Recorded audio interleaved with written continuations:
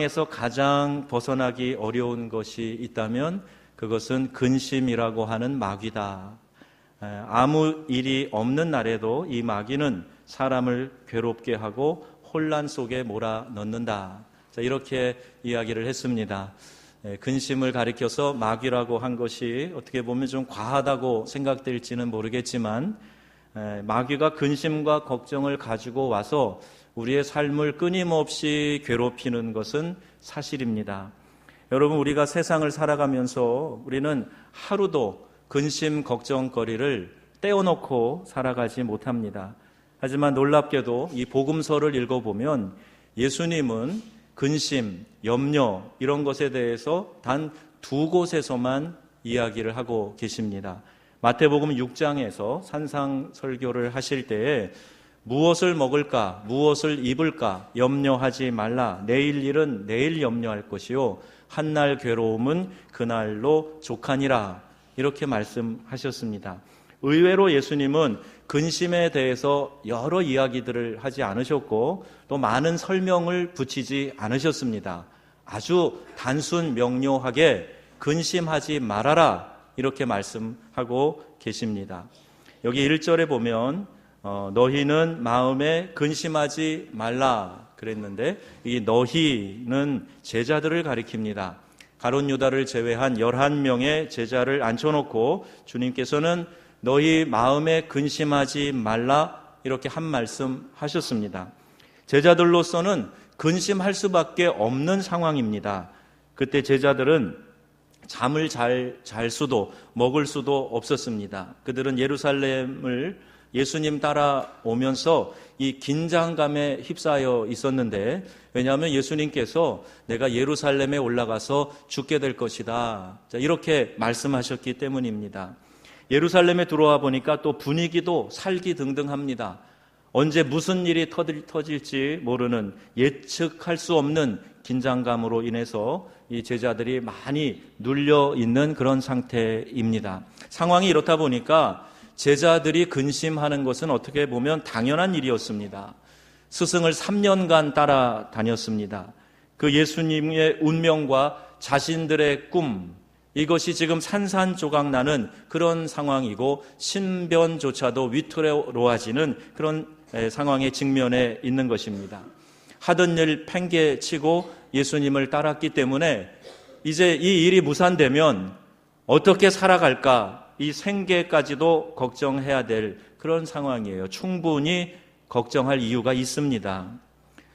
걱정에 걱정을 하면서 고민하는 제자들을 우리 주님께서는 가만히 바라보시고 또 그들에게 이야기하시는 거예요. 그런데 참 묘한 것은 왜 쓸데없이 걱정하고 있어? 이렇게 핀잔을 주거나 나무라지 않으셨습니다.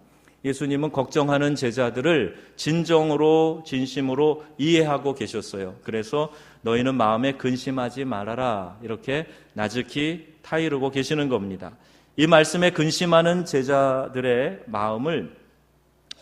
마음이 위로가 되고 또 그 예수님이 제자들을 얼마나 사랑하셨는가 하는 것이 여기에서 느껴집니다.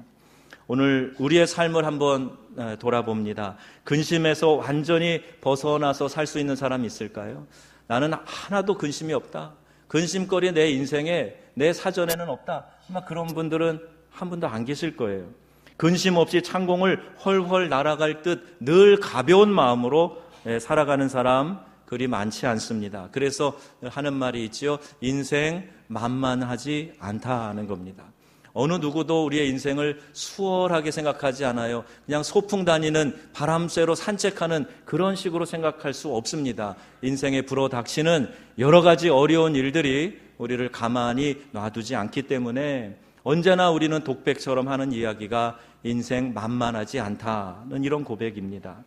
그런 우리에게 주님은 오늘도 변함없이 한마디 말을 건네시는 겁니다. 너희는 마음에 근심하지 말라 이렇게 말씀하세요.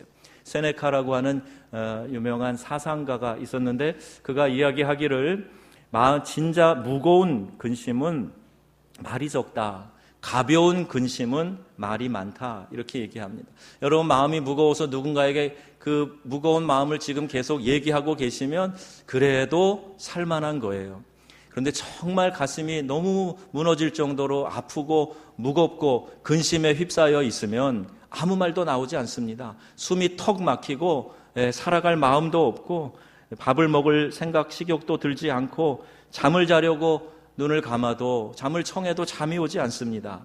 심한 무기력증에 빠지게 되고 마음이 편치 않아서 쉽게 서운함을 느끼고 짜증스러운 그런 반응을 보이게 됩니다. 우리 대부분이 아마 이런 경험을 가지고 살아가고 있지 않는가, 이런 생각이 들어요. 자주는 아닐지라도 종종 우리의 삶에 이런 깊은 근심이 찾아와서 누구에게 말도 하지 못하고 잠 못 이루고 아파하는 그런 우리의 삶의 순간순간들이 있습니다. 근데 여러분, 근심 중에 근심은요, 이 사랑하는 사람 때문에 오게 됩니다. 사랑하는 가족, 내가 돌봐야 할 자녀들 때문에 더 깊은 근심을 하게 됩니다. 또 나의 꿈과 이상이 좌절되고 목적을 잃고 삶의 의미도 상실한 사람에게 남는 한숨소리, 이것이 우리의 그 깊은 시름을 대변해주고 있는 것이지요. 예수님의 제자들처럼 우리도 보장된 미래, 또 안정적인 삶을 꿈꾸다가 일순간에 그 꿈이 다 허사가 되어버리면 근심에 휩싸이게 됩니다. 사랑하는 사람이 갑자기 죽었을 때 마음이 저미는 고통을 느끼게 됩니다. 깊은 병환으로 고통받는 사랑하는 사람을 볼 때마다 어떻게 할 수 없는 그 안타까운 마음에 속이 답답해집니다. 우리 신변에 대해서, 장래 문제에 대해서, 생계에 대해서 얼마나 많은 걱정을 하면서 우리가 살아가고 있는지 모릅니다. 제자들과 우리가 별로 다를 바가 없습니다. 많이 힘들어하는 분들을 종종 보게 돼요. 충분히 공감합니다. 그래서 단순히 말로 위로하는 것이, 하려는 것이 아니라 마음으로 같이 아파하고 동감하고 또 함께 용기를 얻으려고 하는 것입니다. 저는 가끔 목회 기도를 하다가 가슴이 울먹해가지고 기도를 잘 이어가지 못할 때가 자주 있어요. 우리 성도들의 삶을 알기에, 그분들과 나눈 대화가 있기에 그들의 삶의 현장을 돌아보고 얼마나 어려운 현실 가운데 굳굳이 이겨나가고 있는가를 보고 왔기에 기도하는데 가슴이, 제 마음이 막 이렇게 울먹하고 그분을 생각하면서 기도하게 됩니다. 저도 참 힘든 시간을 보냈던 한 7년 전쯤의 일이 생각이 납니다. 집에 2차례 도둑이 들었어요. 프랑스에서 목회할 때인데요. 아프리카에서 이렇게 좀도둑이 많으니까 저희가 결혼 폐물이나 이런 것들을 안 가지고 있었는데, 이제 프랑스에 사니까 한국에 있던 것을 다 가지고 가서 집에 두었어요. 그런데 도둑이 들어서 폐물을 다 가져갔습니다. 제 아내가 오전에 이 얘기를 했더니 결혼 반지 하나는 건졌다고 그러더라고요. 그래서 다가 아니라 반지는 하나 있고 나머지는 다 잃어버리고, 또 미국에서 연구 교수를 하다 가서 일찍 가게 돼서 생활비 6개월 달러로 갖고 있던 것도 없어지고, 또 컴퓨터에 저장해 놓았던 설교 원고나 목회 자료들, 연구 파일들을 한 3년치 이상 되는 걸 다 잃어버렸어요. 제 마음에 너무너무 큰 충격이 있어서 그것을 억누르면서 겨우 진정이 될 때쯤 우리 장모님의 중한 병환 소식을 또 듣게 되었습니다. 그리고 막 그것으로 힘들어하고, 우리 장모님 저를 참 많이 맞사이라고 사랑하셨는데 그 소식이 저에게는 굉장히 무겁고 힘들었어요. 그런데 정신을 좀 차리려고 하니까 우리 교회, 목회하던 교회 교인 한 가정이 다른 교회로 떠나가서 정말 쓰리고 아픈 마음을 달래야 했던, 이렇게 고난이 한번 찾아오면은 이게 마치 무슨 선물 세트, 종합 세트처럼 한꺼번에 막 밀려 닥칠 때가 있는데 제가 그런 경험을 했던 겁니다. 그래서 저는 어려움을 겪는 분들을 보면은 예사롭지가 않아요. 그게 참 견디기 힘든 거라는 게 저희 삶 속에서 느껴져 봤기 때문에, 그런 일을 겪는 사람들을 보면 그냥 단순히 말로 위로하고 싶은 마음 들지 않고 정말 깊은 기도를 하게 됩니다. 마음으로 감정적으로 다운이 되는 것뿐만이 아니라 실제로 이렇게 피부에 와 닿는 문제들이 계속해서 찾아와서 저를 짓눌렀던 그런 시절이 생각이 납니다. 생각해 보면 소중했던 것 3가지를 다 잃어버린 거예요. 사랑하는 교인, 사랑하는 가족의 건강, 사랑하고 유용하게 쓰던 물건을 잃어버렸습니다. 잃어버린 것에 집착하면 속상한 일이지만, 그러나 남아있는 것, 내 곁에 있는, 아직도 내 곁에 있는 소중한 사람들 생각할 때 이전에 잘 깨닫지 못했던 감사도 새롭게 경험하는 그런 기회가 됐었습니다. 그럼 한번 우리 이 지구상에서 일어나는 일들을 이렇게 생각을 해보면요, 얼마 전에도 아이티에서 이 강도 7의 지진이 일어나서 무려 50만 명이 사망한 일이 있었습니다. 제가 유럽에 있을 때 들은 소식이고, 전 세계가 발칵 뒤집혔고 그곳에서도 구호 물품과 돈을, 식량을 보냈던 일이 있는데, 이런 일이 우리의 생애 가운데 발생한다고 한번 생각해 보세요. 가까이 경주에서도 큰 지진이 있었죠. 홍수, 화재 이런 것이 일어나서 일순간에 내가 그토록 아끼는 것을 다 없애버렸다. 한번 생각해 보세요. 한순간에 없어지는 일들이 우리 인생사에 얼마든지 일어날 수 있습니다. 그런데 우리 아끼던 것 한두 가지 없어져서 그렇게 발을 동동 구르고 안타까워하고 그런 게 우리의 모습인데, 그럼 불이 나서 일순간에 다 그게 없어졌다고 한번 생각해 보세요. 그러나 이런 일들이, 이러한 재앙들이 우리의 삶 속에 나는 아니겠지, 완전히 비껴갈 수 있는 사람 없어요. 찾아올 수 있습니다. 끊임없이 밀려오는 어려운 상황들로 인해서 내 마음에 파고드는 염려가 그치지 않게 되는 것입니다. 그러므로 염려거리가 찾아올 때 그 염려를 다루는 방법을 알아야 됩니다. 근심하는 제자들에게 우리 주님이 하신 말씀은 우리가 근심을 이길 수 있도록 가르쳐 주신 처방입니다. 그런데 이 처방은 매우 간단합니다. 이렇게 말씀하셨어요. 너희는 마음에 근심하지 말라. 하나님을 믿으니 또 나를 믿으라. 이렇게 말씀하셨습니다. 아주 간단하게. 근심 걱정이 곧 사라질 테니 걱정하지 말아라. 이렇게 말씀하신 것도 아니에요. 그냥 너희는 마음에 근심하지 말라. 하나님 믿으니 또 나를 믿어라. 이렇게 말씀하셨습니다. 나를 믿으라 하신 이 말씀은 예수님을 하나님으로 믿으라는 그런 의미입니다. 예수님을 그동안 제자들이 쫓아다니면서 보고 배우고 느낀 것이 있는데, 여전히 그들은 예수님을 하나님으로 인정하지 않고 있었던 것 같습니다. 유대인들은 그들 마음속에 이 전능하신 하나님, 창조주 하나님에 대한 인식이 있어요. 그런데 지금 내 눈앞에 나와 함께 하시는 그분이 하나님인 줄 알았더라면 그들이 이 상황에서 그렇게 근심하지 않았을 겁니다. 말은 그렇게 해도 진정으로 믿지 않았다는 이야기입니다.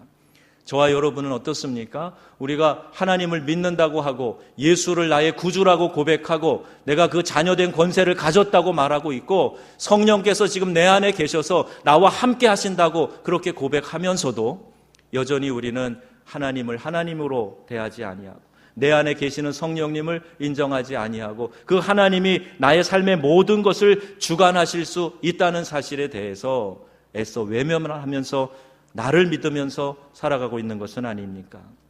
오늘 우리에게 하나님께서 말씀하시는 거예요.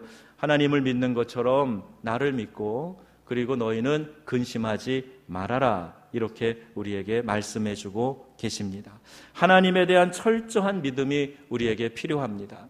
오병이어의 기적을 보았어요. 소경의 눈을 뜨게 하는 그 기적을, 각색 병자를 고치시는 기적을 보았습니다. 풍랑이 있는 바다를 잔잔케 하신 그 예수님을 보았어요.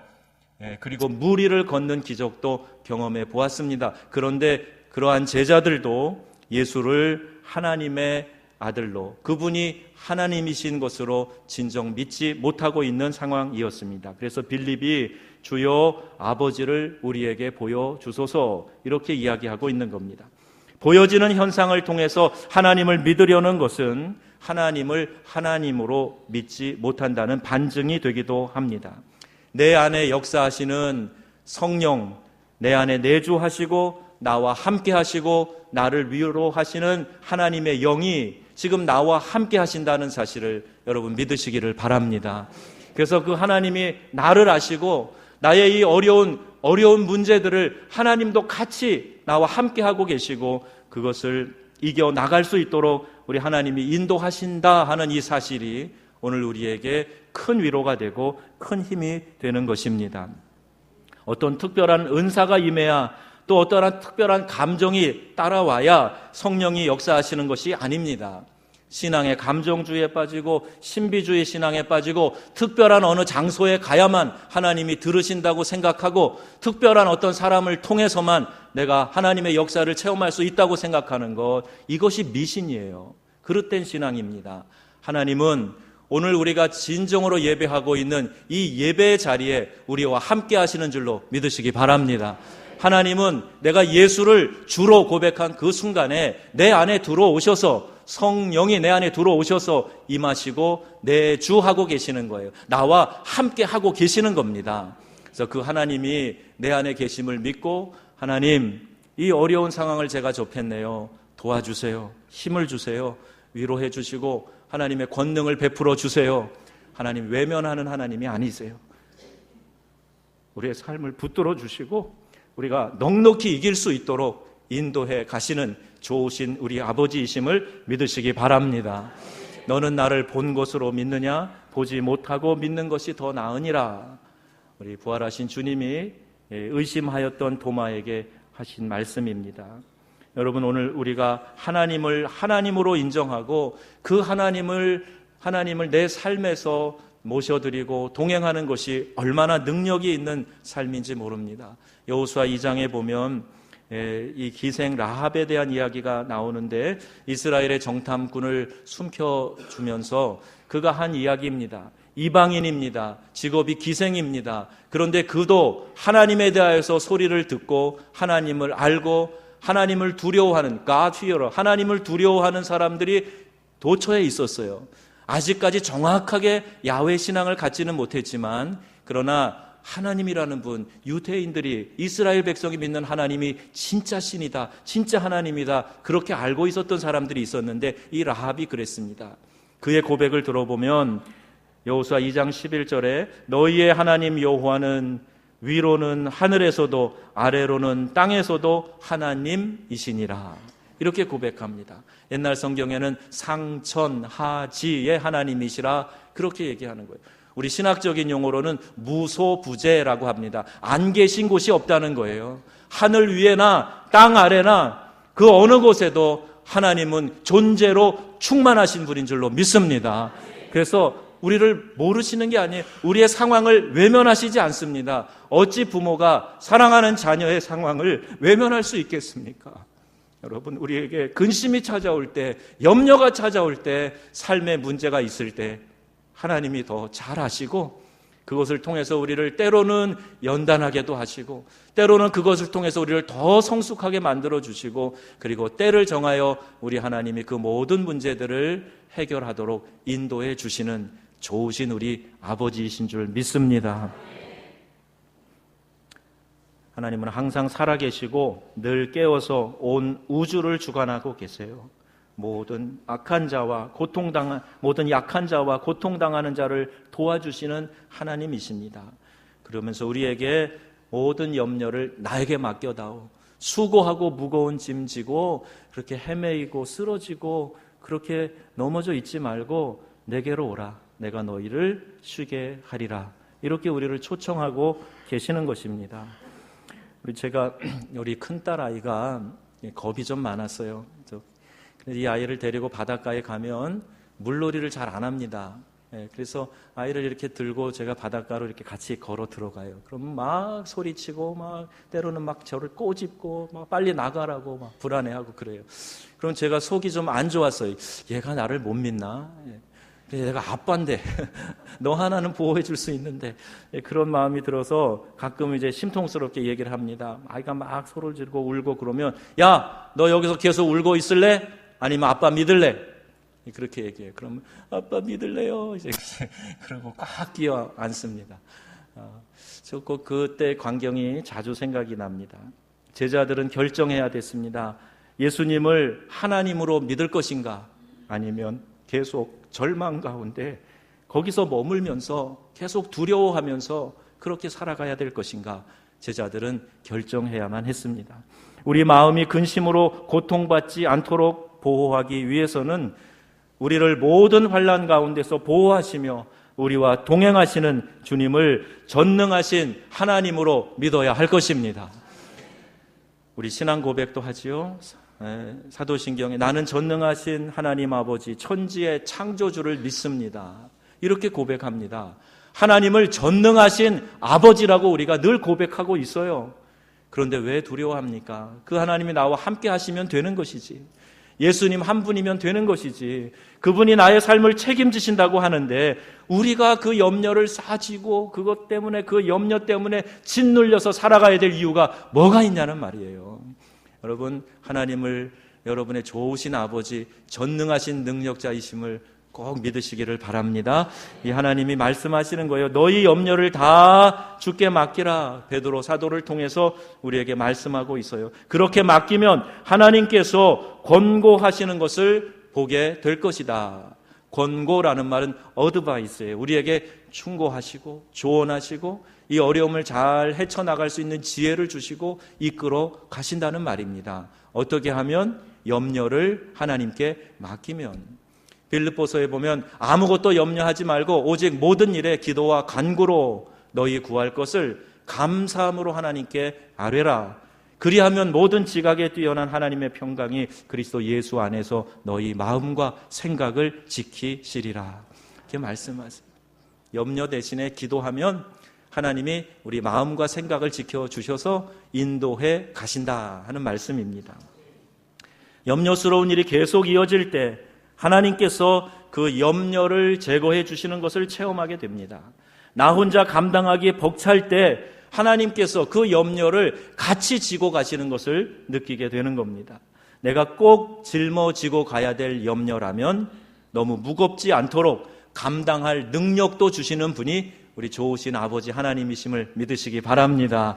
어떤 문제로 인한 염려가 내게 전혀 유익하지 않다면 주님은 나보다 앞서 가시면서 그 염려를 우리의 삶에서 제거해 주시는 놀라운 은혜를 베풀어 주십니다.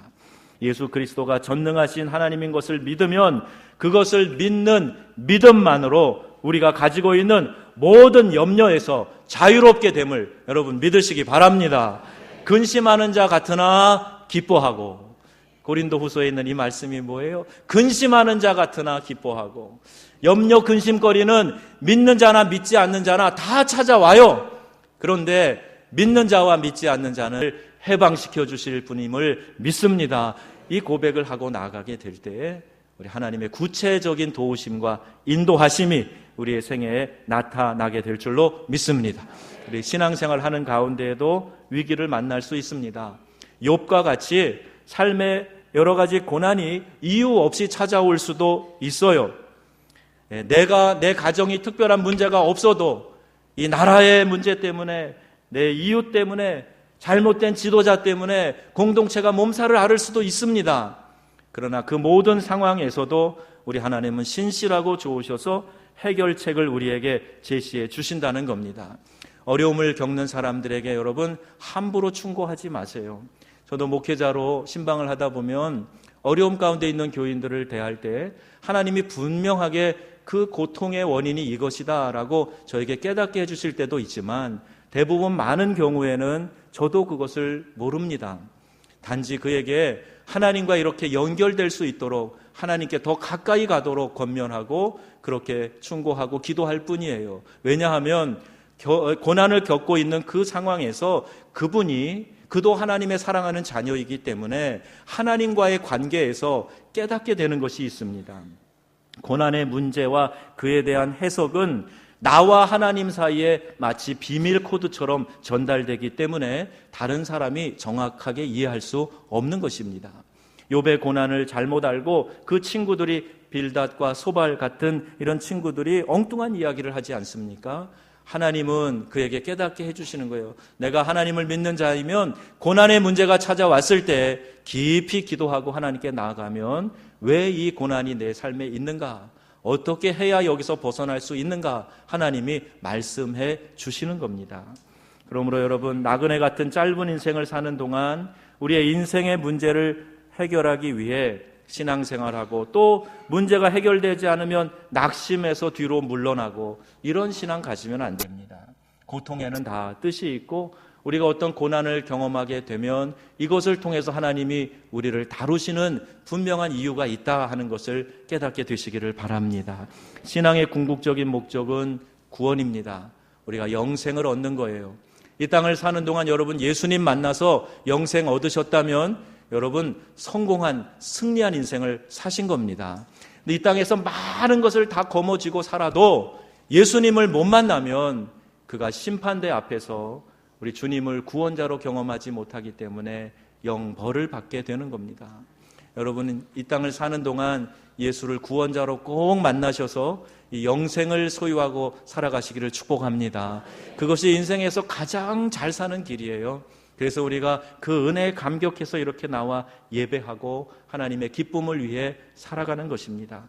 우리 주님 말씀하시지요. 내가 곧 길이요 진리요 생명이니 나로 말미암지 않고는 아버지께로 올 자가 없느니라.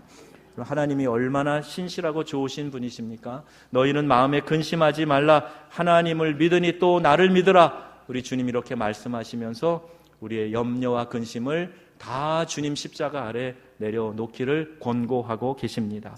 그래서 우리가 근심하는 자 같으나 기뻐하는 자로 이 땅을 살아가시고 또 그래서 날마다 여러분의 삶에 찾아오는 고난이 더 이상 여러분을 침체의 늪으로 빠뜨리지 못하고 더욱 여러분이 하나님 앞에 정금같이 나아갈 수 있는 신앙의 연단을 통해 더 훌륭한 믿음으로 더 튼튼한 믿음으로 더 거룩하고 깨끗한 심령으로 나아가게 되기를 주 예수님의 이름으로 축원합니다. 축원합니다.